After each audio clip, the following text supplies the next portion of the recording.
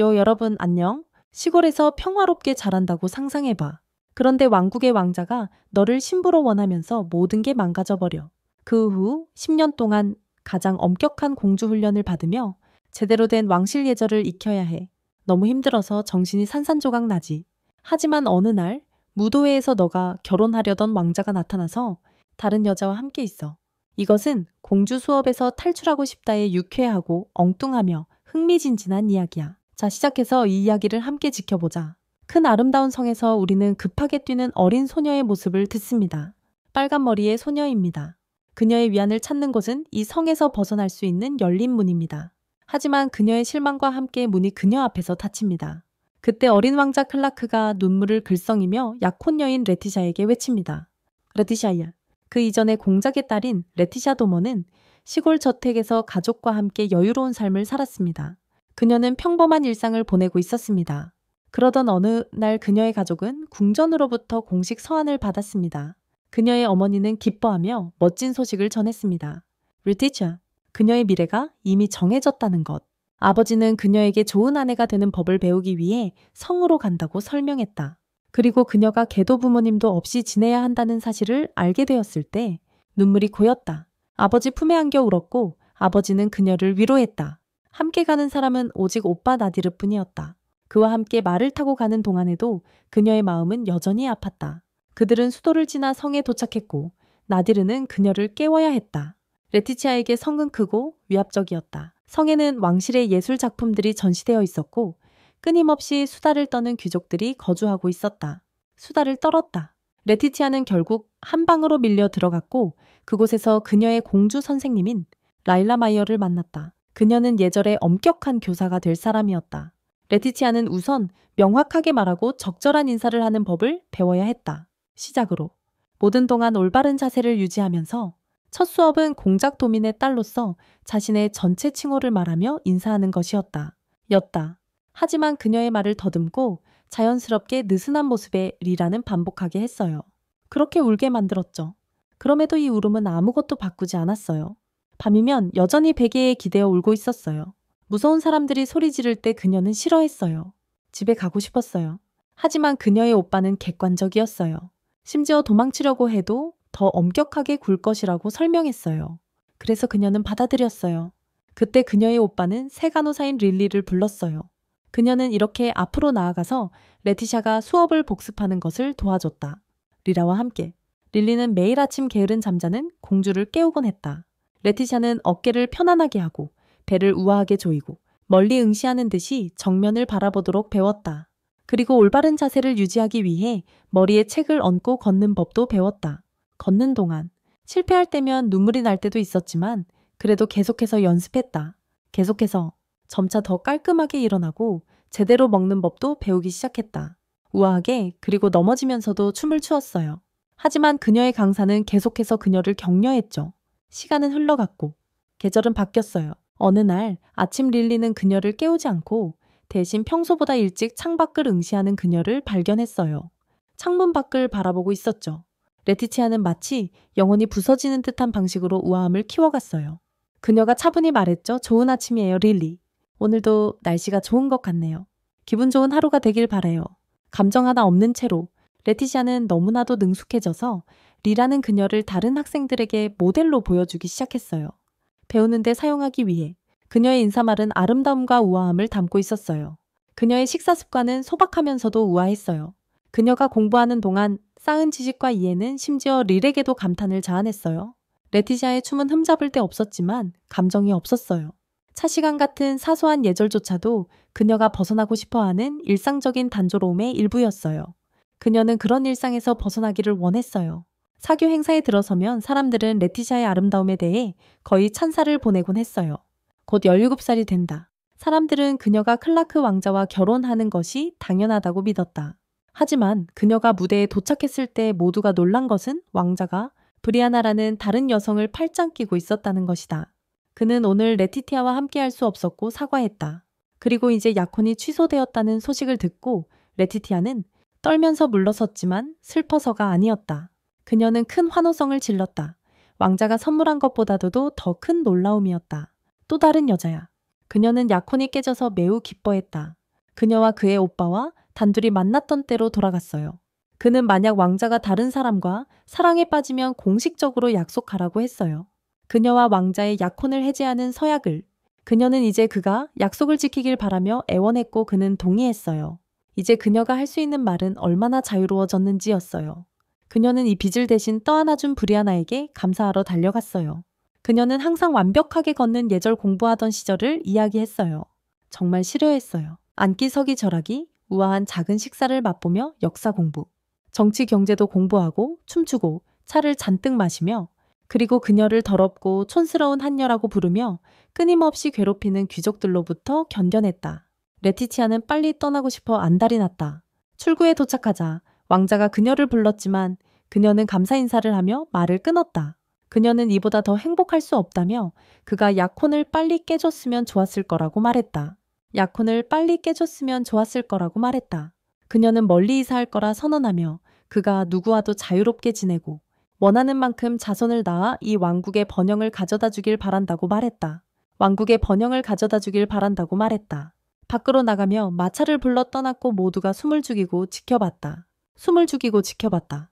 이에 대해 왕자는 그저 미소를 지었다. 그녀가 머물던 곳으로 돌아가서 레티티아는 릴리에게 그들이 이사할 거라고 알렸다. 일어난 일 때문에 시종은 거의 믿을 수 없었다. 하지만 레티티아는 여전히 기뻐했다. 7살 때부터 고통받아왔고 자신이 한 모든 작은 일들이 비판받아왔다고 되풀이했다. 그렇게 크게 웃지 마. 누군가가 신경 쓸 거야. 아니 누가 웃음 때문에 신경 쓰겠어. 그녀는 숙녀답지 않다는 이유로 달리지 말라는 말을 싫어했지만 지금은 마침내 그녀는 모든 것으로부터 해방되었다. 그때 사슴이 도착했고 짜증이 난 채로 이제 알버타 마을로 이동해 그들의 고향으로 돌아가자고 제안했다. 레티샤는 강이 있는 시골로 돌아가서 행복했어요. 숲입니다. 여기가 궁전보다 훨씬 소박한 삶이라는 것을 알면서도 그녀는 릴리가 같이 가고 싶은지 물었다. 그리고 이제 레티티아는 릴리가 어디든 자신과 함께 가겠다고 하니 더욱 행복했다. 성으로 돌아와서 캐서린과 이사벨라는 레이디 레티티아가 떠난 후 이곳에서 모든 빛이 사라진 것 같다고 이야기하고 있었다. 캐서린은 클라크 왕자와 레티아가 완벽한 커플이라고 생각했어요. 하지만 이사벨라는 캐서린에게 지금 브리아나가 있다고 상기시켰어요. 그러던 중 버틀러 세바스찬이 달려와서 알려줬어요. 여왕님께서 그들에게 궁금한 점을 설명해 달라고 요청하셨다고. 게다가 갑자기 브리아나가 비명을 지르는 소리를 들었어요. 그녀는 공주 수업 중이었어요. 그녀는 엄격한 공주 교습가인 라일라와 계속할 수 없었어요. 일이라. 시골에서는 레티아가 아름다운 잔디 위에 누워서 좋은 날씨를 즐기며 구르며 놀고 있었어요. 그녀는 영원히 자유로워지는 것에 행복했어요. 반면 릴리는 평화롭게 계속 바느질을 했어요. 계속해서 준비를 마친 그녀는 하루를 보내기 위해 나섰어요. 재미있는 낚시 여행을 가기로 결심했어요. 낚시하러? 낚시줄을 던진 후 그녀는 깜짝 놀랐어요. 누군가가 속삭이는 소리를 들었거든요. 재미있게 놀고 있네요. 하는 것 같았어요. 거의 넘어질 뻔했지만 클라크 왕자가 그녀를 구했고 잡은 물고기는 하늘로 날아갔어요. 날아가면서 그녀는 그를 만날 줄은 전혀 예상하지 못했어요.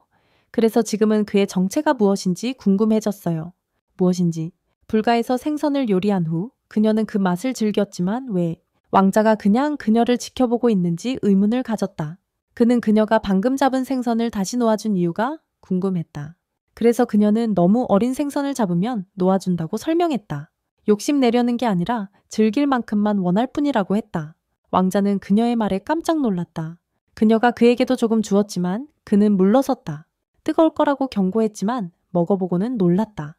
신선하게 구운 생선이 이렇게 맛있을 줄 몰랐고 왜 성에서 먹는 음식이 항상 차갑게 나오는지 의문을 품었다. 하지만 함께 있는 동안 내내 레티는 오직 생각했어요. 왕자의 목적이 무엇인지. 그녀는 물고기를 잡아와서 마을 광장에서 사람들에게 자랑했어요.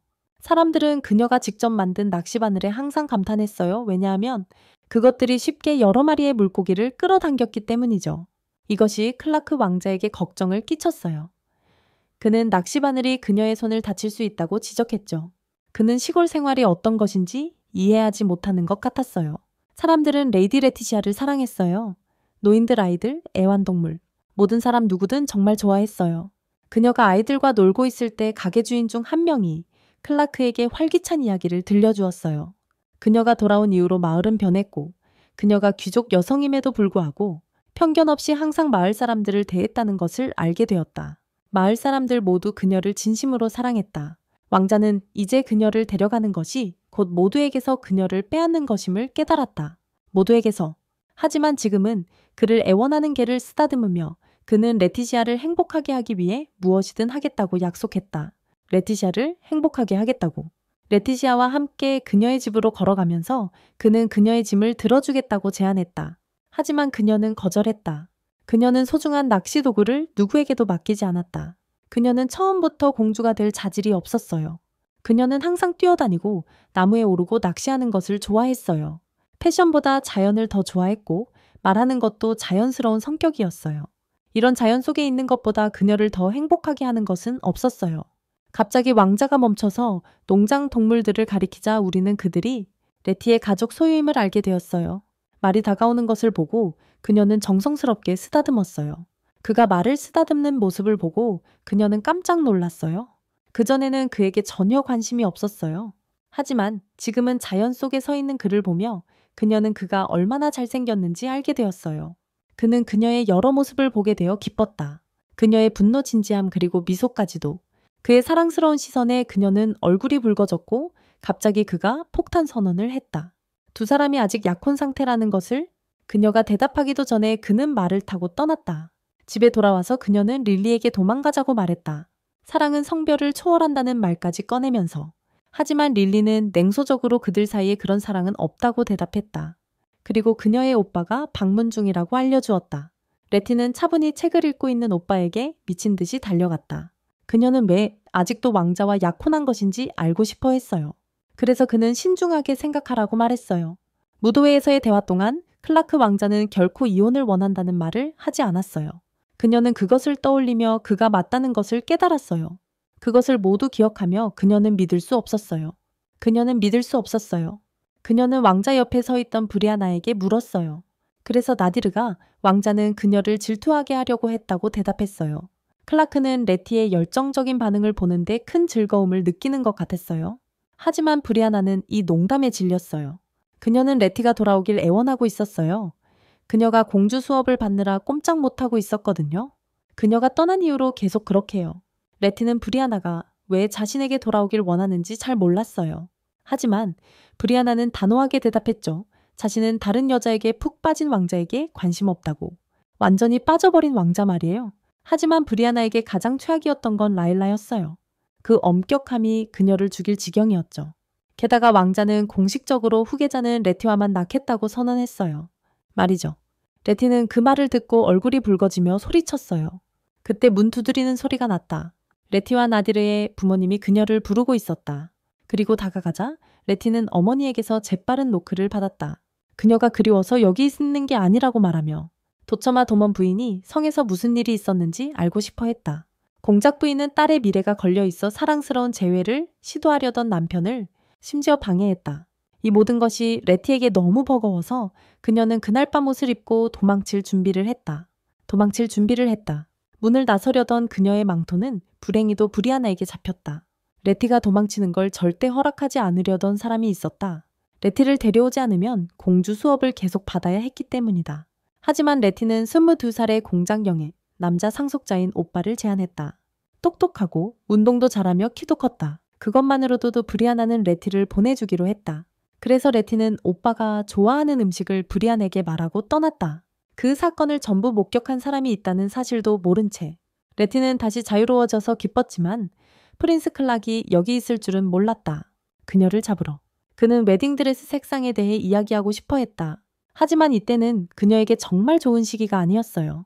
왜냐하면 지금이 이 영상을 좋아하고 제 채널을 구독하기에 더 좋은 시간이니까요. 마이쇼조 위클리에서는 가장 왕실 캐릭터들과 함께 즐길 수 있는 로맨스 코미디 그리고 가장 멋진 왕자님들을 만나실 수 있어요. 그러니 구독 버튼을 눌러주세요. 제가 여러분의 남자가 되어 드릴게요. 로라 여왕은 세바스찬을 놀라게 하는 질문들을 하며 복도를 빠르게 걸었어요. 그들은 클라크 왕자가 내일 귀국할 예정이라는 사실과 그녀가 특히 레티를 좋아한다는 것을 알게 되었어요. 시골 저택으로 돌아온 레티는 클라크의 품에서 힘겨워하고 있었다. 다시 도망치려고 했다는 걸 알면서도 그녀를 놓아주지 않는 사람이 누구겠어. 그래서 그녀는 포기했다. 나디르가 대답하자 그녀는 그에게 그의 약속을 상기시켰다. 하지만 그는 무시하며 왕자에게 일이 계획대로 진행될 것임을 알렸다. 계획대로? 레티의 부모님은 그 일에 웃음을 터뜨렸고 릴리는 미래의 왕과 왕비에게 행복을 기원하는 소원을 올렸다. 만약 레티가 이 일이 이렇게 될 것이라는 걸 알았더라면 더 열심히 노력했을 텐데 탈출하려고 마차를 타고 돌아오는 길에 왕자는 그녀를 이렇게 데려간 것을 미워하는지 레스티에게 물었다. 그녀는 그렇지 않았다. 그리고 그녀는 그렇지 않았다.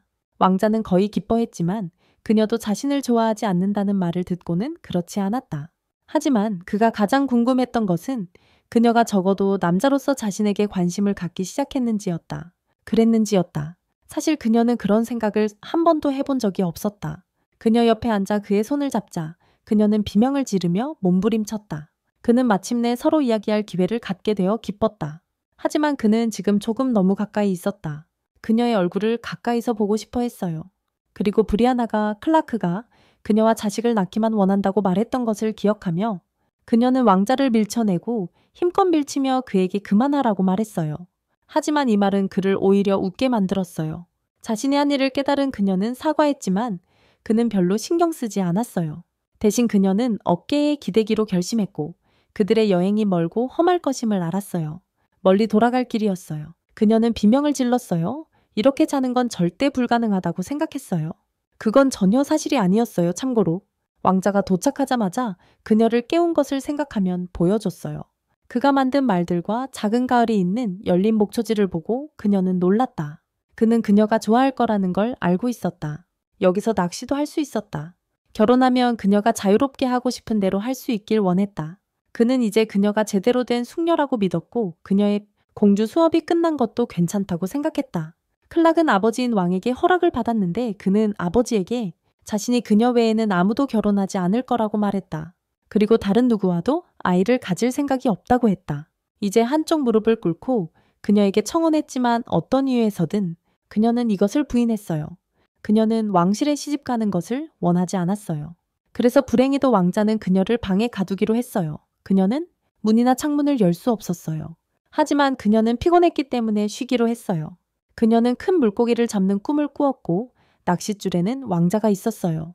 이 악몽에서 그녀는 마을 광장에 있게 되었고 그곳에는 클라크 왕자가 계속해서 청혼하는 사람들이 몰려 있었어요. 그러다가 그녀 뒤에 분수에서 클라크라는 바다 괴물이 솟아올라서 말했어요. 서둘러. 그와 결혼하라고. 그녀는 비명을 지르며 눈물 흘리며 깨어났어요. 하지만 조금만 먹으면 괜찮아질 거였어요. 그 후 목욕을 하고 이야 머리도 빗기고 예쁜 드레스도 입혔어요. 입을 드레스를요? 그녀는 하녀를 밀치고 나갈 기회를 찾았어요. 정말 자유를 원했거든요. 그녀는 성의 창문을 통해 도망쳤어요. 그러다 엉덩방가를 찧었고 왕자에게 들켰어요. 늘 그렇듯이. 그는 그녀의 손을 잡고 다시 일으켜 세우며 그녀에게 절대 도망칠 수 없다는 것을 확실히 보여주고 싶었어요. 그는 그녀를 붙잡았어요. 그들의 자유롭고 평온한 삶을 살려던 계획이 또다시 실패한 것 같았다. 그리고 그녀가 절망에 빠졌을 때 그들은 그녀에게 정성스러운 식사와 크루아상을 주기 시작했다. 목욕물도 따뜻하게 데워져 있었고 향기도 아주 좋았다. 하녀 마리아는 분명히 그녀를 달래는데 능숙했다. 레티치아가 그녀를 밀어 넘어뜨렸음에도 불구하고 완전히 괜찮았다. 레티치아는 그제야 자신과 마리아가 나이도 비슷하고 키도 같으며 체형도 비슷하다는 것을 깨달았다. 아니 그녀는 하녀에게 옷을 바꿔 입자고 괴롭히기 시작했다. 클락 왕자가 갑자기 들어와서 레티가 도망치려 한다는 사실을 알게 되었다. 다시 그는 그녀가 아직 자신의 감정을 받아들이지 않았다는 걸 알고 한숨을 쉬었다. 그래서 그의 계획은 이제 천천히 그리고 철저하게 그녀에 대한 자신의 감정을 설명하는 것이었다. 그는 그냥 그녀를 앉혀서 친한 친구처럼 이야기하려고 했다. 하지만 밤이 끝날 무렵 그녀는 완전히 지쳐 있었다. 그녀는 그의 다정한 말들을 떠올렸다. 그녀의 피부가 순백의 백합꽃처럼 빛난다고 말했던 것. 그녀의 붉어진 뺨은 신선한 장미처럼 색으로 빛났다. 그는 그녀를 위해 수많은 달콤한 비유를 던졌고 그녀는 이제 침대 위에서 발을 차고 있었다. 그럼에도 불구하고 그녀는 자신의 감정조차 고려되지 않은 채 갇히는 것이 옳지 않다고 느꼈다. 자신의 감정이 무시된 채로 그날 밤 혼자 남겨진 레티는 창문을 깨고 탈출을 시도했다. 기쁘게 깡충깡충 뛰다가 다시 왕자에게 붙잡혔다. 그는 그녀를 가까이 끌어당기며 결혼식 드레스의 다이아몬드 목걸이와 진주 목걸이 중 어느 쪽을 원하느냐고 물었다. 결혼식 드레스에 어울릴.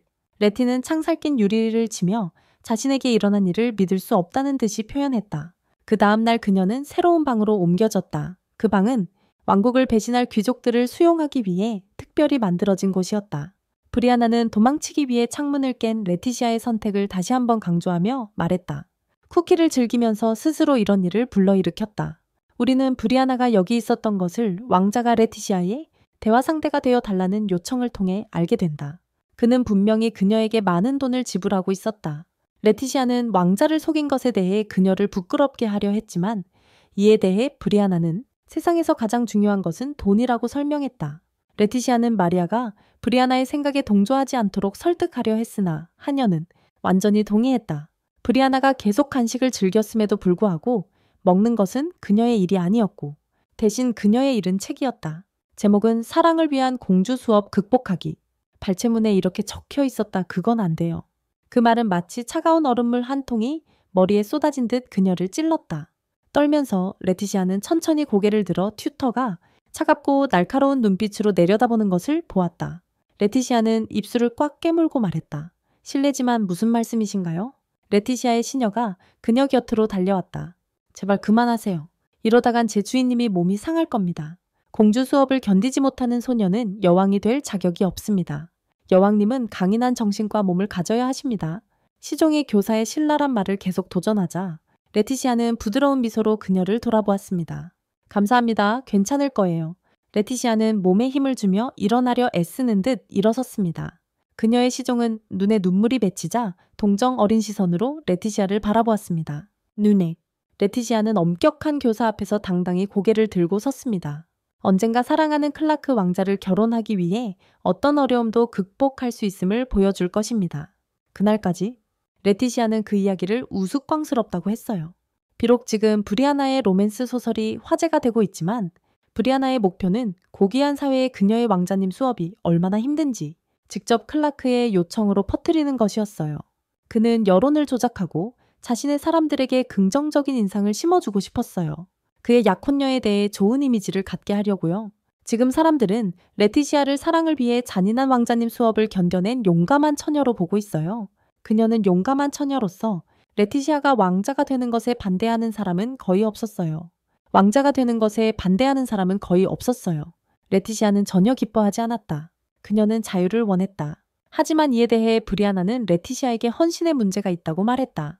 그리고 그뿐만 아니라 정말로 여기서 맛있는 음식과 따뜻하고 포근한 침대를 포기할 수 있겠느냐고도 했다. 그러다 갑자기 레티시아가 수업에서 배운 대로 우아하게 차를 마시는 모습을 보며 브리아나는 감탄했다. 그녀는 다른 여성들조차 레티시아의 매력에 빠질 것이라고 믿었다. 레티시아는 한탄하며 10년간의 수업 후에야 이 정도를 배울 수 있다니. 누구나 할 수 있을 거라고 생각했다. 하지만 브리아나는 반대했어요. 수업이 짧았던 그녀는 소리를 지르고 싶어졌어요. 심지어 어린 시절부터 유치원에 다녔던 캐서린과 이사벨라도 수업이 끔찍하다고 했어요. 레티시아는 일어나서 자유를 한 번도 누려본 적 없다고 말했어요. 그녀는 자신에게 의미도 없는 약혼에 강제로 들어갔고 늘 감금당했어요. 그녀는 사랑에 빠져본 적이 없었어요. 사랑에 빠진다는 게 뭔지 몰랐어요. 사랑하는 사람과 결혼하는 것에 대한 생각을 견딜 수 없었어요. 그녀는 사랑이 뭔지 몰랐어요. 하지만 그녀는 여전히 자신의 삶을 어떻게 살지 결정하고 싶어 했다. 이 말을 들은 브리아나는 단지 레티시아가 응석바디이자 특권층이라고 대답했다. 레티시아는 나디르가 그녀의 단정치 못한 행동을 꾸짖으러 와서 편지를 건넬 때 한숨을 쉬며 발을 맞댔다. 그 편지는 그들의 어머니에게서 온 것이었다. 그녀는 레티시아가 왕관을 쓴 공주가 되는 날을 기대하고 있었다. 집안은 여전히 평화로웠다. 레티시아의 바람과는 상관없이 그녀의 오빠는 그녀가 휴면 중인 영지로 돌아가거나 예전 방을 돌려주는 것을 허락하지 않았다. 하지만 그는 그녀가 즉시 냄새 맡은 선물을 가져왔다. 그 선물이었다. 그들은 어릴 적 엄마가 만들어주던 머핀들이었어요. 단 한 가지 조건이 있었어요. 나디르는 그 머핀들을 죽은 머핀 러시안 룰렛처럼 만들었어요. 처음엔 가위바위보로 시작했어요. 그리고 레티시아가 이기면 먼저 머핀을 고르는 사람이 되었어요. 레티시아는 냄새를 맡고 고르고 나디르는 어떻게든 감정을 느끼며 머핀을 만졌어요. 맛있는 머핀을 즐기다가 마지막 2개가 남았을 때까지요. 레티시아는 머핀들을 뚫어지게 쳐다봤고 나디르는 그녀가 관찰력이 좋지 않을 뿐만 아니라 결정을 내리지 못한다는 걸 지적했어요. 고집이 세면서도 선택을 잘 못하는 나쁜 습관이 있었어요. 시간이 오래 걸리자 나디르가 먼저 잡았어요. 두 형제는 한 입씩 먹으며 고통에 소리쳤어요. 이것이 바로 엄마만이 이긴 것 같았어요. 나디르는 적어도 그들의 고통이 언니를 기운나게 해줘서 기뻤어요. 그날 저녁 잠자기 전 아무도 없었기 때문에 레티시아는 당연히 생각했어요. 남은 건 하나뿐이라고. 그녀의 대탈출을 시작하는 것. 방에서 그녀는 신비한 걸쇠를 발견했지만 그것은 마치 저장 공간 같았어요. 그녀는 책장 쪽을 바라보다가 우연히 클라크 왕자를 발견했어요. 일기장. 처음엔 무시하려 했지만 참을 수가 없었어요. 하지만 그녀는 그 책이 비밀 통로를 드러내는 기계와 연결된 것이라고는 예상하지 못했어요. 비밀 통로. 함정을 피하기 위해 먼저 왕자의 일기장을 던졌어요. 모든 게 안전한 것 같았어요. 그러다 왕자가 그녀의 이름을 부르는 소리를 들었어요. 그는 행복하게 의자에 앉아있는 모습이 드러났어요.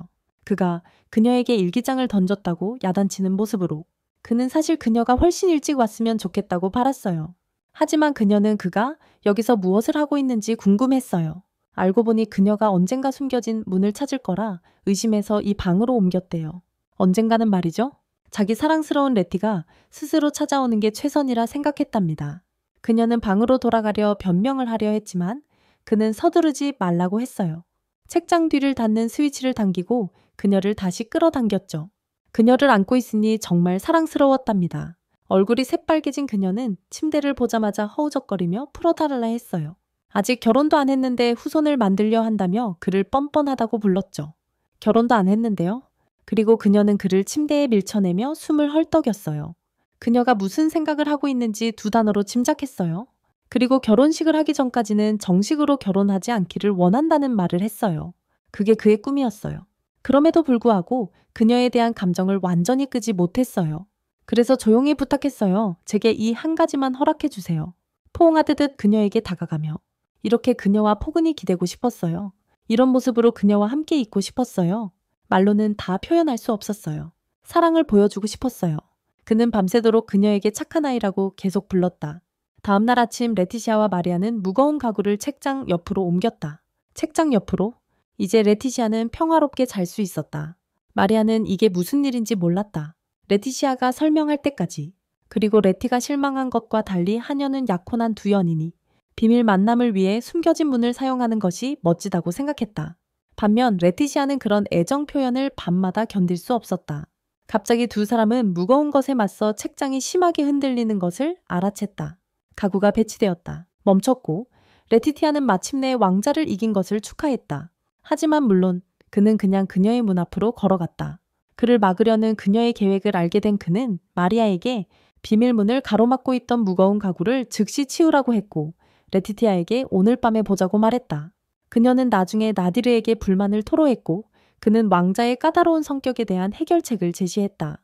왕자의 예민한 성격에 대한 해결책이었다. 그날 밤 클락 왕자는 사랑하는 공주가 다가오는 것을 2팔 벌려 방했다.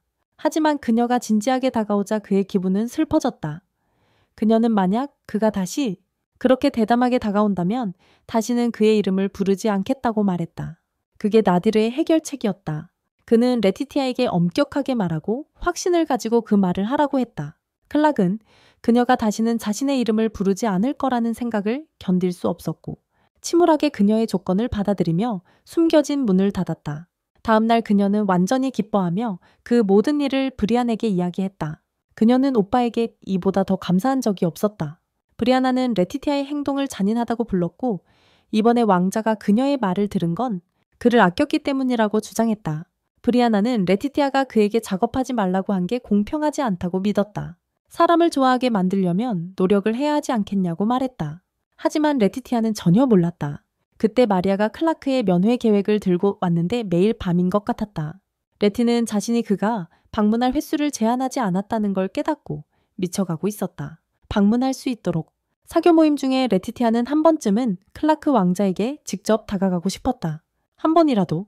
하지만 백발의 여자가 그녀에게 오직 비웃음이라 정의할 수 있는 표정을 지으며 넌 기회 뭐 없어 얘야 라고 말하는 듯 했다.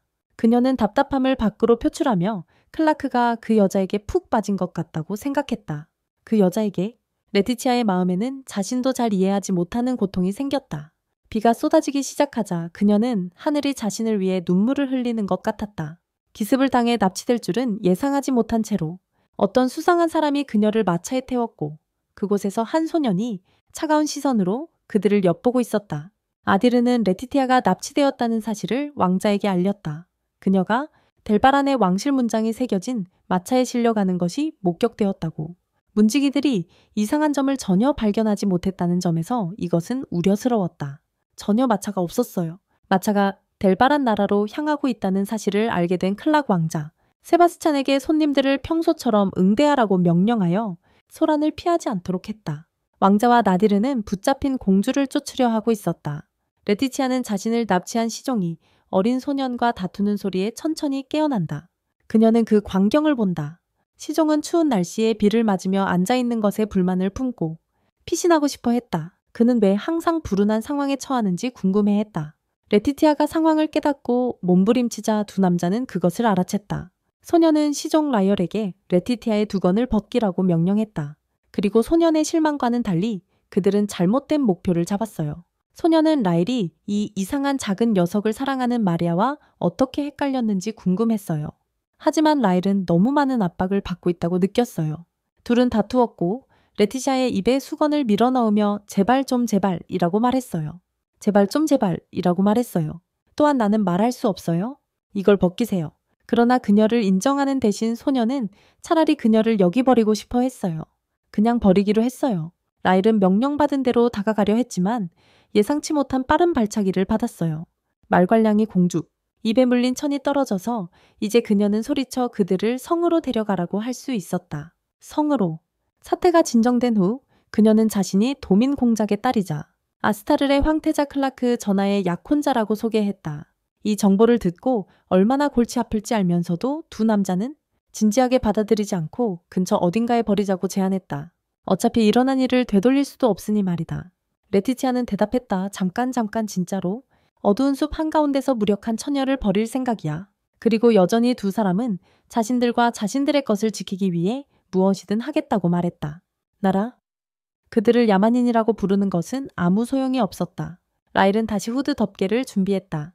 하지만 레티티아는 내던져지는 것을 원하지 않았다. 대신 그녀의 하녀 마리아에 관한 정보를 제공했다. 레티티아의 묶인 줄을 풀어준 후 소년 루이스는 마리아가 데려갔다고 하며 신이 나서 말했다. 그의 손, 그리고 그녀의 미소는 천사처럼 아름다웠다. 그는 그렇게 사랑스러운 사람을 본 적이 없었고 완전히 매료되었다. 그녀는 좋은 냄새가 났어요. 그는 심장이 파도처럼 출렁이는 것을 비교했어요. 라일은 루이스를 델브론 왕국의 세 번째 왕자로 소개했어요. 레티샤에게는 충격적인 사실이었지만 나는 이 왕자의 행동에 더 충격을 받았어요. 행동이요. 이 쇼의 모든 왕자들이 자기 공주를 납치할 건가요? 우리는 마리아 부인이 고향에서 백작의 딸이었다는 것과 그녀와 루이사가 형제처럼 가까웠다는 것을 알게 되었어요. 그들은 형제처럼 가까웠어요. 루이의 수행원이 자신을 바로잡으며 그들이 연인과 더 가깝다고 주장했어요. 그것과는 별개로 마리아의 가족은 몰락했고 그녀는 사라졌어요. 그들은 나중에 그녀가 스타르스 왕성에서 시녀가 되었다는 사실을 알게 되었다. 그것은 루이스 왕자가 오늘 밤 무도회 초대를 받은 시기쯤이었다. 라일은 납치에 반대했지만 왕자는 아무도 듣지 않았다. 누구의 말도? 이제 레티티아가 상황에 대해 명확한 정보를 얻자 그녀의 평가는 루이스 왕자는 완전히 일방적인 연애 감정에 빠진 불쌍한 소년이라는 것이었다. 왕자는 이 말을 좋아하지 않았지만 레티티아는 그가 아마도 다 컸다고 행동하려는 나임을 알고 그를 웃어 넘겼다. 그녀는 다음에 무엇을 할지 계획이 있었다. 그들은 여관에서 이야기를 나누었고 레티티아는 그녀를 그들의 곳으로 데려가자고 제안했다. 델브론 왕국에게 납치에 대한 배상으로 돈을 주고 땅과 그녀가 평범한 백성으로 살 수 있는 집을 주라고 했습니다. 한편 라일은 그녀를 아스타르로 돌려보내자고 제안해 삼는데 그들은 그녀가 산적에게 납치된 사실을 알고 그녀를 보호하겠다며 데려왔다는 것이었습니다. 그리고 그녀를 구한 대가로 마리아를 루이스 왕자에게 시집보내 달라고 요청하며 어떤 잘못도 처벌받지 않도록 하자고 했습니다. 그들의 생각은 너무 달랐지만 두 왕국 사이에 갈등이 생기지 않도록 어떤 해결책이 필요했습니다. 저녁이 차려지자 레티티아와 라일은 음식을 먹기 시작했지만 어린 왕자는 수프 속에 큰 눈알이 있는 것을 보고는 그다지 내키지 않는 듯 했습니다. 숟가락 하나에 바로 구역질이 나서 생선뼈를 빼내자 그가 이게 암살 시도인지 궁금해졌다. 왕자는 매우 보호받으며 자랐기 때문에 라일은 모든 뼈를 빼주겠다고 제안했다. 레티샤는 왜 그들이 여관에 머무르기로 했는지 궁금해했다. 알고 보니 루이즈는 드림랜드에 가기 전에 목욕을 하고 싶어 했다. 가난한 사람의 목욕탕에서 목욕하는 건 싫었지만 그의 황금오리 욕조가 훨씬 낫다고 믿었다.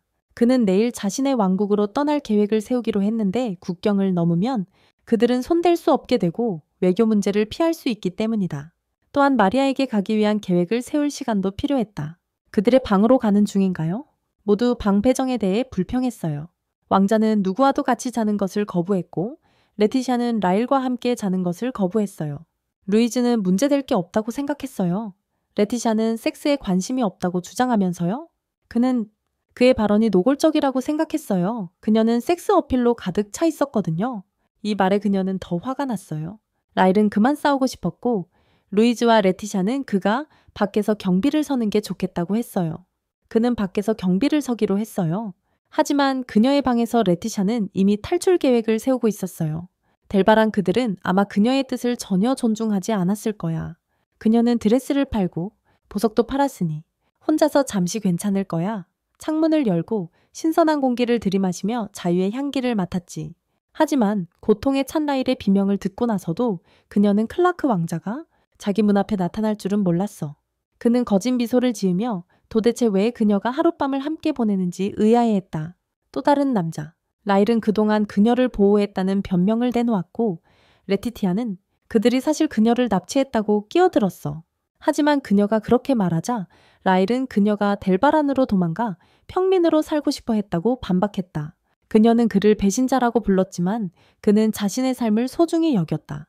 두 사람은 계속 다투었고 왕자는 듣고 있었지만 분명히 기분이 좋지 않았다.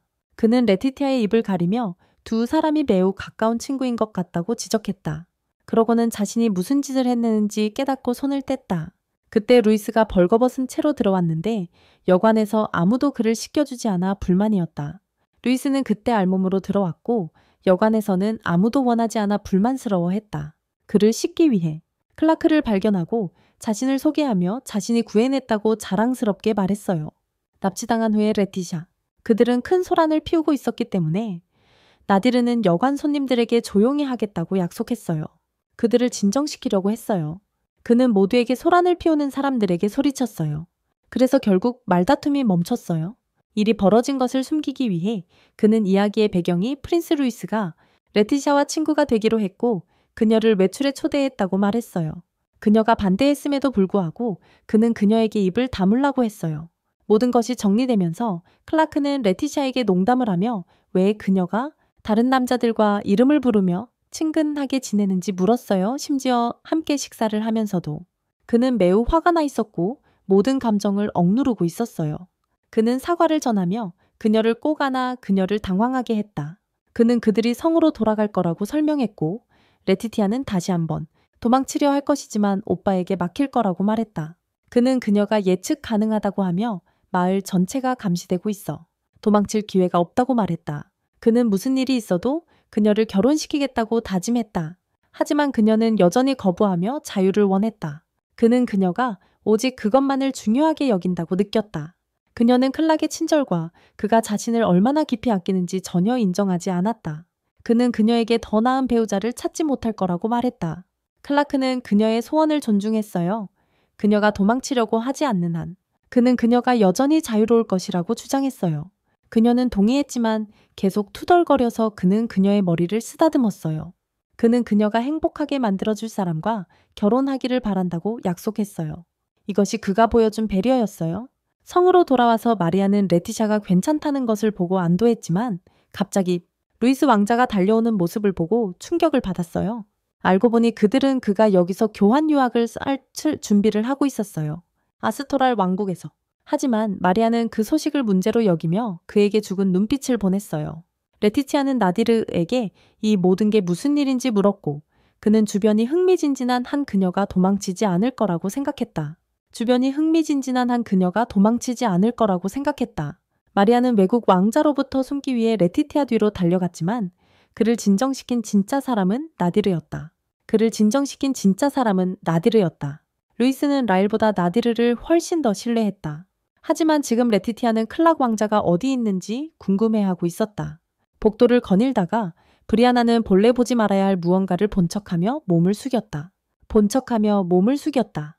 그녀는 쌍안경을 사용해 클락 왕자가 전에 본 백발, 여성과 이야기하는 것을 발견했다. 이제 그는 바람을 피우고 있는 건 아닌지 궁금해했다. 이건 그녀에게 너무 벅찼다. 몇몇 여성들이 레티티아를 응시하며 어색한 침묵이 흘렀다. 그녀 앞에는 레티티아가 마녀와 천사라고밖에 표현할 수 없는 두 사람이 앉아 있었다. 블로불사의 아스토랄, 여왕 로라 클라크 왕자의 어머니, 그리고 작은 천사 둘째 왕자 마티아스였다. 그는 즉시 레티티아에게 다가와 레티라고 불렀는데 너무 귀여워서 그녀는 움찔했다. 레티티아는 귀여운 왕자를 거부할 수 없었다. 그녀는 그의 볼을 꼭 쥐는 것을 정말 좋아했다. 하지만 그가 키스를 하려고 하자 클라크 왕자는 동생을 밀어내며 꾸짖었다. 그는 동생을 말렸다. 클라크 왕자는 자신의 볼이 부드럽다는 것을 리티샤에게 알리기 위해 행동을 취해야 했다. 그도 마찬가지였다. 그는 그녀가 마티아스에게만 집중하는 것을 원하지 않았다. 그녀가 자신을 위해 조금은 남겨두길 바랐다. 그녀는 그의 구애에 결코 준비가 되어 있지 않았다. 리티샤는 브리아나와 함께 차를 삼키며 왕자와 아이를 가질 준비가 되었냐고 물었다. 그녀는 말했다. 리티샤는 아직 너무 이른 것 같았고 그들이 따라가야 한다고 느꼈다. 적절한 절차. 그녀는 약혼을 깨자는 뜻이었어. 그럼에도 불구하고 그녀는 이런 대화를 낯선 사람들 앞에서 하는 게 적절하지 않다고 생각했어. 낯선 사람들. 라일은 레티티아가 말하는 걸 보고 클라크가 적절한 절차를 밟는 한 그녀가 따를 의향이 있다고 판단했어. 클라크가 적절한 절차를 밟는 한. 루이 왕자는 그녀가 부인해도 지금 얼굴이 바닷가재처럼 빨갛다고 놀렸어. 지금. 하지만 모든 농담 속에서 브리아나는 자신이 죄책감을 느끼고 있다는 걸 알았어. 클라크 왕자가 다른 여자와 플러터하고 있었던 사실을 숨기면서 루이즈는 더 이상 수다를 떨지 않았다. 그는 몰래 빠져나가 사랑하는 마리아와 데이트하고 싶었다. 그는 거절당하지 않을 생각이었다. 이 낯선 외국 땅에서 아무도 그들을 모르는 곳에서 그는 상상했다. 두 사람이 달콤한 열정의 깊은 순간을 함께 보내는 모습을. 하지만 다가오자 레티샤가 그를 막았고 브리아나에게 그녀를 도와달라고 요청했다. 하지만 여전히 브리아나는 집중하지 못했다. 레티샤는 그것을 눈치채고 무슨 일이냐고 묻자 브리아나는 레티샤에게 그녀와 클라크 왕자가 잘 지내고 있었는지 물었다. 레티티아는 클락 왕자가 키 크고 아름다운 정체불명의 여성과 친밀해진 소식에 충격을 받았다. 하얀 머리카락의 여자가 바로 레티티아의 머릿속에 떠올랐다. 그녀는 눈에 띄게 화가 나서 갑자기 일어났다. 클락의 허락 없이는 이 방을 나갈 수 없었다. 그동안 그는 다른 여자와 놀고 있었다. 그녀는 그에게서 예정된 방문도 없었다. 여왕과의 면담 이후로 4일이 지났다. 레티티아는 도대체 내게도 애정을 좀 남겨둔 건지 궁금했다. 그녀는 누군가의 머리를 부술 준비가 되어 있었다. 화를 내며 떠나던 마리아는 그녀의 길을 막으려고 했다. 이에 대해 레티샤는 그냥 마리아에게 가서 알아보라고 말했다. 그 후 브리아나에게 도움을 요청하며 클락이 준 것보다 2배의 돈을 제안했다. 그래서 처음에 거절했음에도 불구하고 브리아나는 무료 돈을 버리지 않았다. 라일과 루이즈는 분명히 도와줄 생각이 들떠 있었다. 특히 후자는 또 다른 남자를 희생시켜서 보여주려고 했다. 마리아에게 그가 진짜 어떤 사람인지. 마리아는 이 모든 일에 이상한 감정을 느꼈다. 그녀는 프린스 클락이 레티샤를 온 마음을 다해 사랑한다고 믿었다. 라일은 유혹에 넘어갔다고 생각했다. 원칙을 지키는 남자는 연인들을 잘 관리할 수 있어야 한다. 하지만 물론 브리아나는 현명했다. 이렇게 여자를 대하는 남자는 원칙이 전혀 없다고 답하며 브리아나는 먼저 캐서린과 이사벨라를 신문했는데 둘 다 클라크와 서로 매우 가까이 서 있는 여자를 목격했다. 그녀는 심지어 그의 입가에 손수건으로 닦아주기도 했다. 그들은 이 나라와는 다른 춤을 추는 두 사람을 봤다. 엉덩이에 손을 얹고.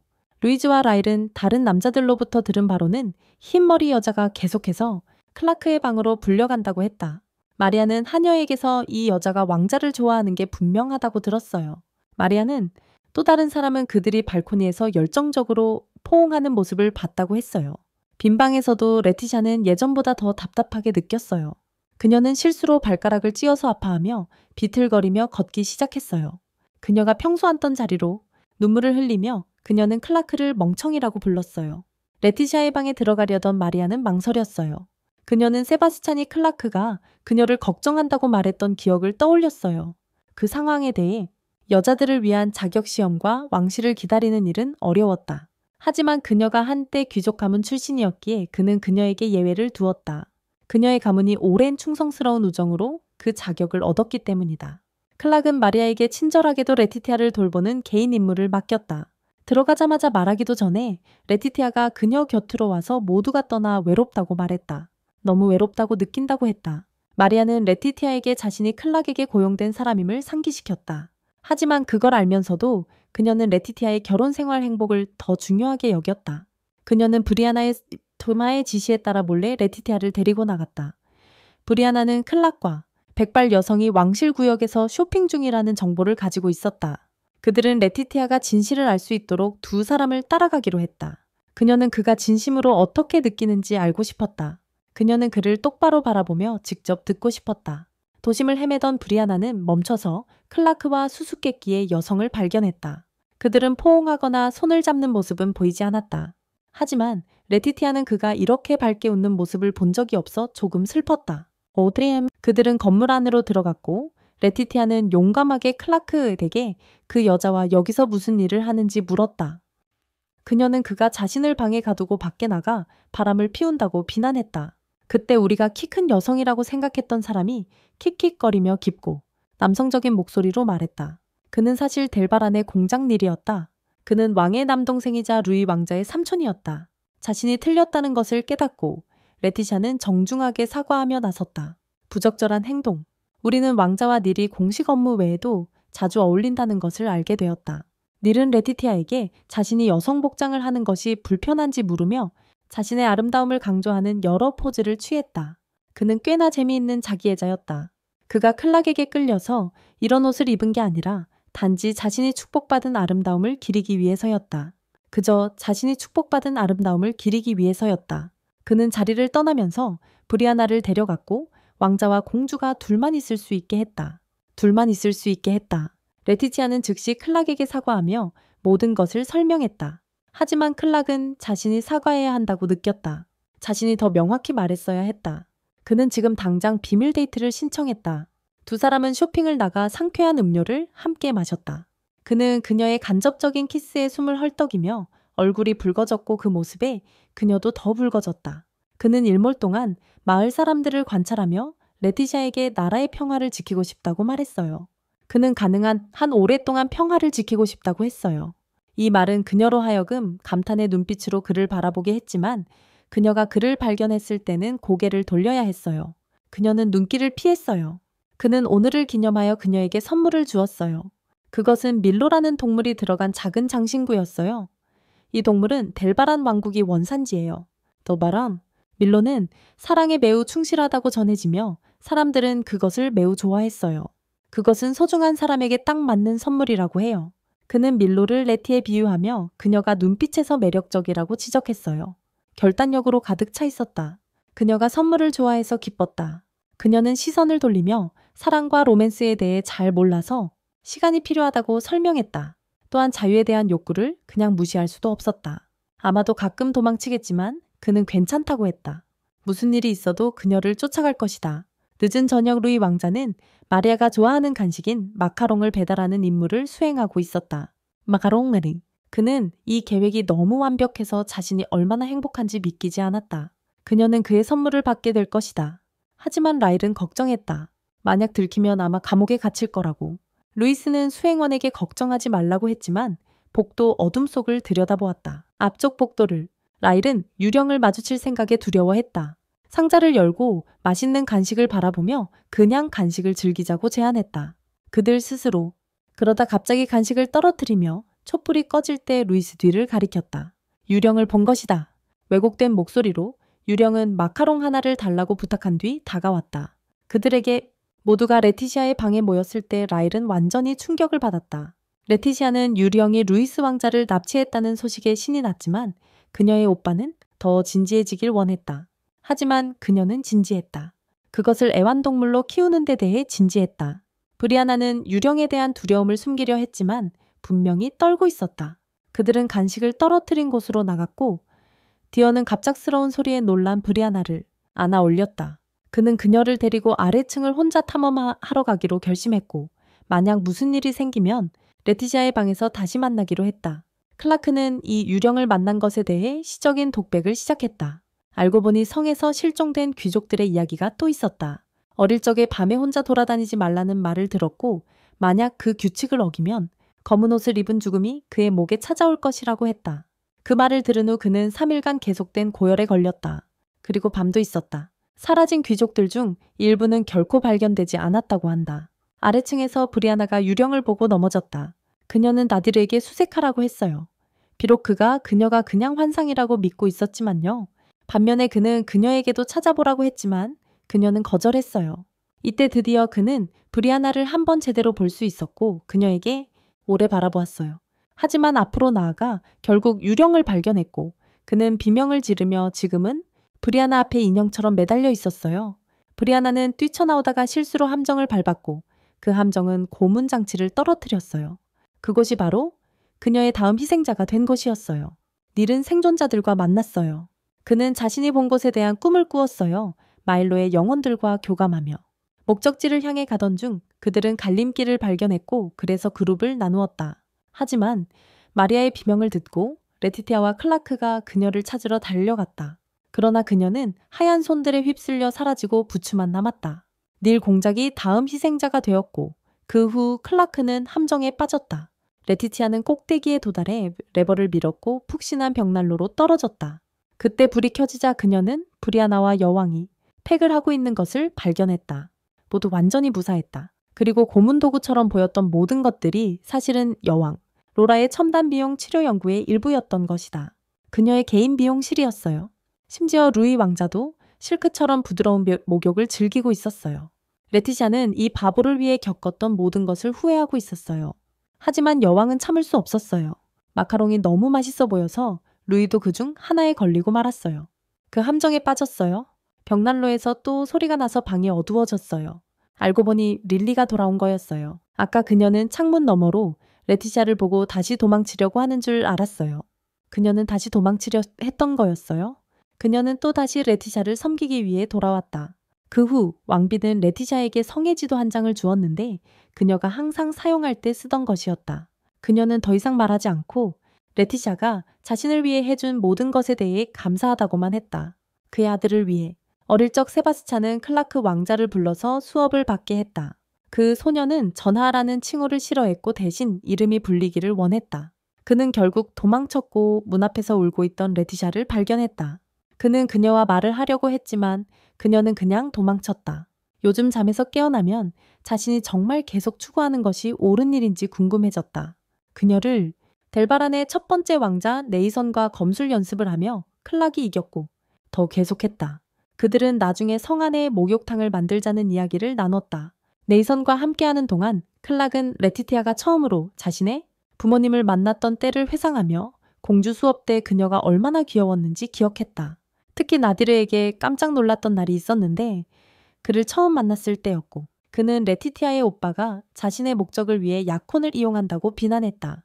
그러나 그때조차도 나디르가 원하는 것은 오직 자신의 여동생을 행복하게 하는 것뿐이었다. 클락은 궁전 곳곳을 뛰어다니며 레티티아를 찾아 헤맸다. 나비의 정원에서 그녀가 울고 있는 것을 발견했다. 그는 그녀에게 돌아가자고 손을 내밀었다. 모두가 걱정하고 있었다.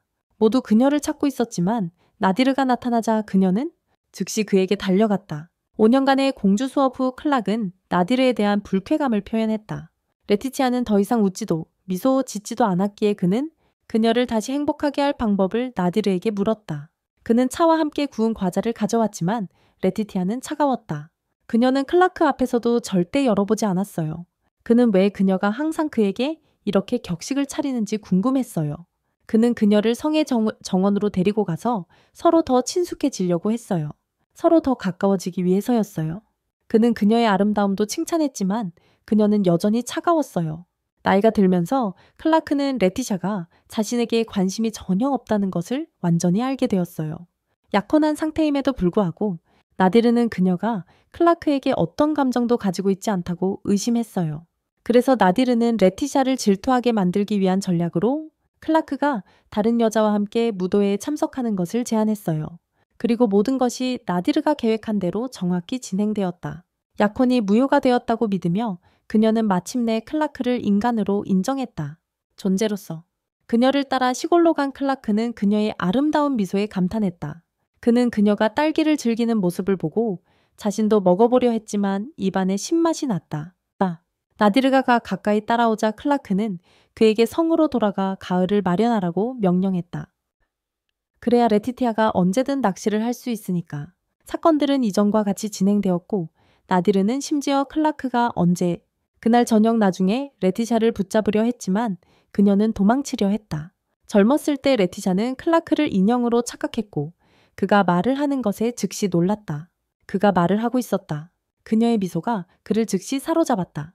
나디르가 꾸민 모든 계획은 그가 생각한 대로 모두 성공했다. 그랬다. 그는 클라크가 매우 예의 바른 사람이라 조금 짜증이 났다. 레티샤가 준비될 때까지 실수를 하지 않으려 했기 때문이다. 레티샤가 준비될 때까지 실수를 하지 않으려 했다. 친구들은 모두 반짝이고 즐거운 시간을 보내고 있었다. 그러다 강사 라일라가 들어와 파티를 망쳤다. 그녀는 공주에 대해 가르치기 시작했다. 예절 수업이 다시 시작되었고 레티티아가 얼마나 단정치 못해졌는지 부끄러워하며 그녀를 도망치게 하려 했다. 레티티아는 실수로 라일과 부딪혔다. 그도 도망치려 하고 있었는데 루이스의 시중을 드는 것이 너무 버거웠기 때문이다. 그는 사실상 왕자가 마리아에게 사랑을 고백하는 연습을 하는 데 쓰이는 바보였다.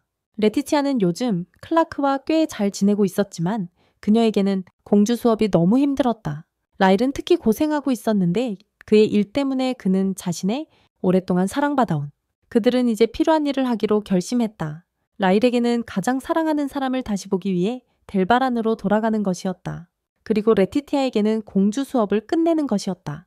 그들은 레티티아의 방에서 만났고 두 사람 모두 오늘 밤 일어난 소란에 전혀 미안해하지 않았다. 그들이 일으킨 소란에 대해 전혀 미안해하지 않았다. 사슴은 공주 수업을 끝내겠다는 약속을 어기지 않았다고 설명했다. 지금은 여왕 수업을 받고 있는 중이었다. 다시 도망치려던 레티티아는 구멍에 빠졌다. 아침에 클락이 그녀를 끌어내며 그녀를 꼭 안았다. 그녀는 갑자기 그의 품에서 몸을 획 뺏고 둘은 이제 부끄러워졌다. 레티샤는 나중에 정말 부끄러워서 구멍 속에 숨었다. 꼼짝 못하게 된 것에 대해. 그래서 클라크는 그녀를 친구들과 피크닉에 데리고 갔고 잔디 위에 누워서 레티샤는 드디어 여기서 좋아하기 시작했다고 인정했다. 클라크는 그녀의 손을 잡으려고 했지만 그 순간은 니일이 방해했다. 그는 형인 데일과 그의 아들들 덕분에 프로젝트를 끝냈다. 그들은 모두 함께 즐길 수 있는 아름다운 로마 목욕탕을 지었다. 휴식을 취하던 중 갑자기 큰 지진이 일어났는데 그것은 밀로 때문이었다. 바이올린 상자에 있던 바로 그 생물 충실한 사랑의 상징이라고 하는 그 생물이었다. 그것이 사실이긴 했지만 그들은 또한 분명히 사나운 육식 동물이기도 했다. 닐은 소녀들을 안전한 곳으로 데려갔다. 나디르는 밀로가 지하 샘물의 흐름을 따라온 것이라고 추측했다. 하지만 왜 그것이 별이 빛나는 성 한가운데에 나타났는지는 확신하지 못했다. 어쨌든 두 사람은 무장이 되어 있지 않았고 경비원들은 이 온실에서 떨어져 있었다. 클락은 다른 사람들이 레티티아의 맨살을 보는 것을 원하지 않았다. 루이스가 얼어붙자 마리아가 나서서 괴물을 막았다.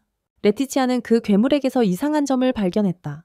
그것은 그들을 공격하려 하지 않았고 오히려 무언가를 찾는 듯 보였다. 무언가? 그때 데일의 아들 중 한 명이 아기를 안고 있는 것을 발견했어요. 릴리는 그 소년에게 아기를 돌려주게 했고 모든 일이 평화롭게 끝났습니다. 그 후 라일라가 레티티아에게 내일 다시 수업이 시작된다고 알리자 레티티아는 공주 수업 이상의 것을 요청했어요. 라일라는 먼저 그 수업들을 마치기만 하면 동의했습니다. 레티티아는 로라 여왕과의 차 약속에 늦잠을 자서 릴리는 매우 불쾌해했어요. 레티티아와 마리아는 약속 장소로 가던 중 레티티아가 한 번도 본 적 없는 방을 발견했습니다. 그곳에서 그녀는 클락이 자신의 머리에 꽃왕관을 씌우는 특별한 초상화를 보았습니다. 여왕과의 만남에서 라일라는 느슨한 말투로 말하는 레티를 꾸짖었다. 여왕은 레티에게 아들에 대한 의견을 묻었고 그는 고집스럽고 거침없으며 하지만 예쁜 얼굴을 가지고 있었다. 여왕은 레티가 그를 싫어한다고 말했음에도 불구하고 클라크를 좋아하는 것이라고 생각했다. 그녀는 그를 싫어한다고 말했지만 그 후 레티는 외부 잠금 장치가 제거되었다는 것을 알게 되었다. 이제 그녀는 더 이상 도망칠 걱정을 하지 않아도 되었다. 그리고 이제 그녀는 정원에서 일을 할 수 있었다. 그 후 그녀는 브리아나와 마리아에게 사랑이 무엇인지 물었고 마리아는 사랑은 모두에게 다르며 단 하나의 정의로 규정할 수 없다고 대답했다. 예를 들어 그녀는 돈이나 지위에 별로 관심이 없었고 오히려 압도적이고 숨이 막힐 듯한 사랑을 위해 모든 것을 포기할 준비가 되어 있었어요. 그 사랑은 그녀의 마음을 열정으로 불태웠죠.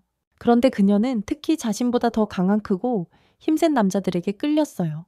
브리아나는 첫사랑을 떠올리며 편안함을 느끼고 하루가 밝아졌어요. 그날이 좋아졌죠. 가끔 그녀는 그가 어떻게 지내는지 궁금해하며 다시 만날 경우를 생각하며 자신에게 충실하려고 했어요. 하지만 그녀는 자신의 첫사랑이 누구였는지 말하지 않았어요. 레티는 그 밤에도 사랑이 무엇인지에 대한 생각에 계속 머물러 있었어요. 그녀는 마일로 뮤직박스를 열고 미소 지으며 그것에 맞춰 춤을 추기 시작했어요. 클라크가 손을 잡아준 것 같은 느낌이 들었지만 그것은 그녀의 상상이었어요. 그녀는 가슴에 손을 얹으며 그리운 마음을 표현했어요. 다음 날 그녀는 다시 어린 시절의 그녀와 클라크의 초상화를 바라보았어요. 밖의 바람을 느끼며 결국 기억이 떠올랐어요. 그날은 그녀가 성을 처음 방문했던 날이었고 그녀는 올라가고 싶었던 큰 나무를 발견했어요. 그 나무였어요. 그 나무는 너무 평화롭고 달콤한 냄새가 났으며 그녀는 가지에 잠이 들었어요. 그녀는 달려가서 클라크가 부르던 것을 떠올리며 나무에서 떨어져 그의 품에 안겼어요. 그 순간을 기억하며 다시 같은 가지 위에 앉아 그녀는 아래에 있는 클락을 발견했다. 어렸을 때 그는 공부하고 매일 왕족들과 인사하는 것이 항상 지루했다. 왕족들과 매일 인사하는 것이 지루했다. 나무에서 잠든 레티를 보고 그는 걱정했다. 결국 그녀가 안전하게 그에게 부딪혔을 때 그녀의 아버지는 대신 사과했고 그녀를 데려가면서 그녀의 밝고 쾌활한 미소에 얼굴이 붉어졌다. 그는 얼굴이 붉어졌다. 이제 나이가 들면서 그는 다시 그곳이 위험할까 걱정했고 그래서 그녀는 그의 품에 바로 뛰어들었다. 이번에는 그가 자신을 꼭 받아줄 거라 확신했다. 이제 그녀는 모든 것을 기억했어요. 그는 그를 위해 꽃 왕관을 만들려고 했지만 제대로 되지 않았어요. 그래서 대신 그녀의 머리에 쓸 수 있는 꽃 왕관을 만들었어요. 그가 용기를 내어 갑자기 그녀에게 결혼하자고 했을 때 그녀는 기쁘게 응답했고 그를 안아주며 가볍게 입맞춤했어요. 그녀는 그 일이 10년이 넘었다는 것을 기억했어요. 일상에 너무 몰두해서 그녀는 이 소중한 기억들을 잊고 있었어요. 그 기억들은 그녀에게 매우 소중했어요. 클라크는 그녀를 만난 순간부터 그의 세상이 밝게 빛나기 시작했다고 인정했어요. 그는 그녀의 미소를 생생한 색을 가져다주는 꽃에 비유했어요. 절대 사라지지 않을 거야. 그녀가 나무에서 떨어졌을 때 그는 그녀에게 반했어. 그게 처음으로 마음이 따뜻해지고 가득 찬 느낌을 받은 순간이었어. 그에게는 레티샤가 첫사랑이었어. 그녀는 자신이 어떻게 살지 결정하는 것만으로도 충분하다고 다짐했어. 그리고 만약 결혼한다면 진심으로 사랑하는 사람과만 하겠다고. 마침내 그 사람이 바로 그였다는 걸 인정했어. 그리고 지금 솔직히 말하자면 그의 얼굴과 목소리는 완전히 그녀 타입이었어. 그가 다소 강압적이었지만 그녀는 그가 얼마나 다정한 사람인지도 인정했어. 그는 항상 그녀를 구해줬어. 그녀는 그것을 전혀 싫어하지 않았어요. 클라크는 그녀의 머리 위에 꽃을 꽂았어요. 레티샤는 그가 포기하지 않아준 것에 감사하며 마지막으로 사랑한다고 말했어요. 그에게 다른 날 클라크와 레티샤가 왕족에 관한 수많은 질문으로 쫓기던 중에 그녀는 다시 도망쳐야 할 필요를 느꼈어요. 클라크와 그의 밤의 아버지는 레티샤가 다시 라일라에게 잡히는 것을 목격했어요. 그는 아버지에게 만약 자신이 왕이 아니었다면 어떤 삶이었을지 상상해 본 적이 있느냐고 물었어요. 그는 왕이 되는 대신 시골에서 사랑하는 여자와 함께 사는 삶을 살았을 것이라고. 파티를 하며 소박하지만 성실한 삶을 살고 있었다. 대화의 분위기는 진지해졌다. 클라크는 그녀를 행복하게 하기 위해 왕위에 대한 권리를 포기할 의향이 있었다. 몰래 듣고 있던 라일은 믿을 수가 없었다. 그는 이 정보를 루이스에게 전했고 루이스는 조심하라고 경고했다. 왜냐하면 라일이 그런 비밀을 누설하면 GR팀에 들어갈 수도 있었기 때문이다. 루이스 왕자가 이 문제를 마리아에게 제기했는데 그녀가 이렇게 반응할 줄은 예상하지 못했습니다. 그녀는 이미 그를 따라가기보다는 그림자 속에서 그들을 지원하기로 결정했어요. 그의 왕국으로. 그녀는 이 정보를 릴리에게 전달했고 릴리는 다시 브리아나에게 전했다. 브리아나는 이 사실을 이사벨라와 캐서린에게 전했고 두 사람은 왕자와 공주가 도망칠지도 모른다는 소식에 충격을 받았다. 그녀는 이 두 사람이 레티와 클라크의 탈출 경로 확보를 도와주길 원했고 그들은 동의했다. 불행히도 두 소녀는 이 내용을 닐 공작에게 누설할 필요를 느꼈고 클라크와 레티가 델바란이 에스타를 왕국에 선물한 목걸이를 훔치려 한다고 말했다. 그 목걸이는 두 나라 간 우정의 상징인 선물이었기 때문이다. 그들은 그것을 팔아 큰 돈을 벌고 평화롭게 도망칠 수 있었다. 그는 이 소식을 네이선 왕자에게 전했고 왕자는 도둑질을 막을 준비를 했다. 그는 이 소식을 나단 왕자에게 전했어요. 왕자는 도둑질을 막을 준비가 되어 있었죠.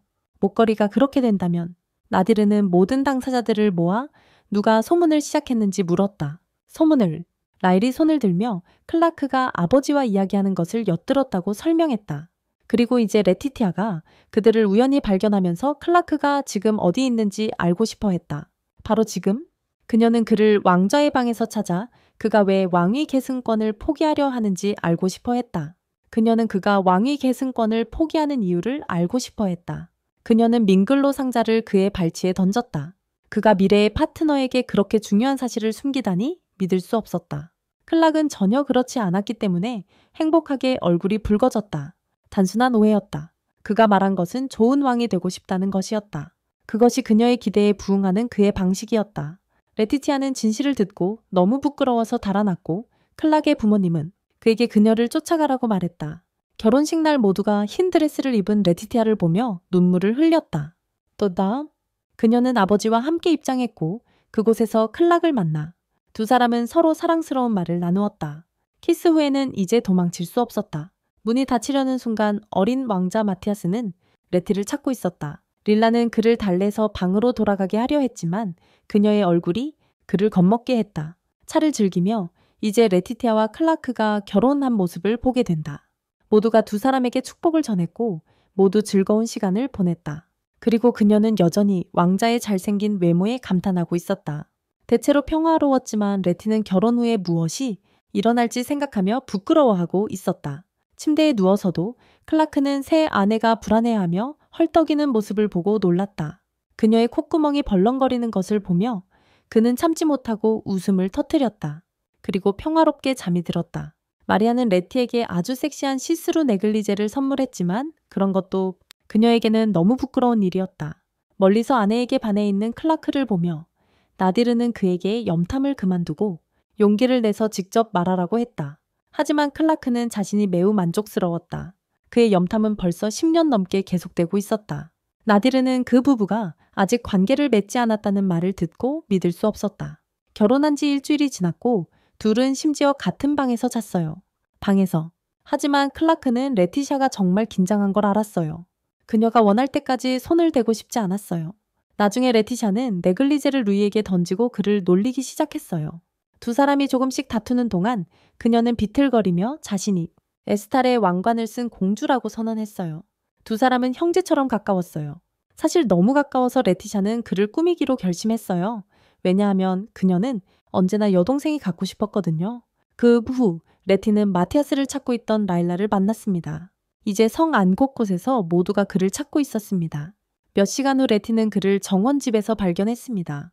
그녀는 무슨 일이냐고 물었지만 그는 대답을 거부했습니다.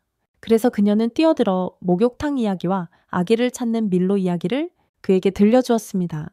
그 후 그녀는 지도에서 한 곳을 보여주며 보물이라는 아이디어로 소년의 흥미를 끌었습니다. 하지만 그녀는 지도를 뒤집어 어떤 폭풍이 닥쳐도 미소와 행복이 밝게 빛나길 바랍니다. 라는 글귀를 읽어주었습니다. 마티아스는 언젠가 레티와 함께 모험을 떠날 생각에 신이 났다.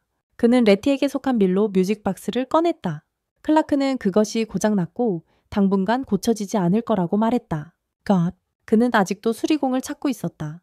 마티아스는 형이 슬퍼하는 걸 원치 않아 직접 수리공을 찾으러 갔다. 스스로? 하지만 밖에 나가려 하자 어른들이 겁을 줘서 그는 숨었다. 이 말을 들은 레티는 아기 남동생을 꼭 안으며 기뻐했다. 나중에 클라크가 두 사람이 자는 모습을 발견했을 때 그는 그저 미소 지었다. 레티는 무슨 일이 있었는지 설명해주는 클락 왕자를 보고 깨어났다. 그녀는 키스하려는 듯 손을 내밀었지만 그냥 부끄러워서 더 이상 가지 않고 다시 침대에 누웠다. 그녀는 다시 일어나서 그의 뺨에 재빨리 키스하고는 급히 잘 자라는 인사를 했다. 그때 클락이 뒤에서 그녀를 안았고 마주보며 웃음을 멈출 수 없었다. 그는 그녀에게 키스했지만 분위기가 무르익기 전에 그녀가 그를 밀어냈다. 그녀는 아직 준비가 안 된 상태였다. 레티가 함께 그린 그림 앞에 서 있을 때 클락이 도착했다. 고장난 음악 상자를 돌려놓고 그녀는 지금도 그가 계속 자신을 쫓아올지 물었어. 물론 그럴 거라고 했지. 그는 영원히 그녀를 쫓겠다고 말했어. 두 사람은 음악 소리에 맞춰 춤을 추기 시작했지만 그를 놓아주며 손을 내밀었어. 그들이 훨씬 더 잘하는 행동을 하려고 그들은 함께 말을 타고 여행하며 모든 친구들이 볼 수 있게 했어. 행복한 결말에 사랑스러운 키스를 나누며. 이봐, 정말 멋진 결말이야. 이 시리즈의 시작은 꽤 어설프고 흔들렸던 것 같아. 이게 마음에 드셨다면 저는 사실 만화나 웹툰을 읽어보시길 추천해요. 왜냐하면 스토리가 훨씬 잘 전달되었거든요. 반면 이 드라마는 초반에 왕자를 좀 못생기고 소름 끼치게 만들었어요. 더 많은 콘텐츠를 원하시면 구독해주세요. 하지만 지금은 이 다음 영상을 보세요. 저는 컴피티입니다. 다음 영상에서 만나요.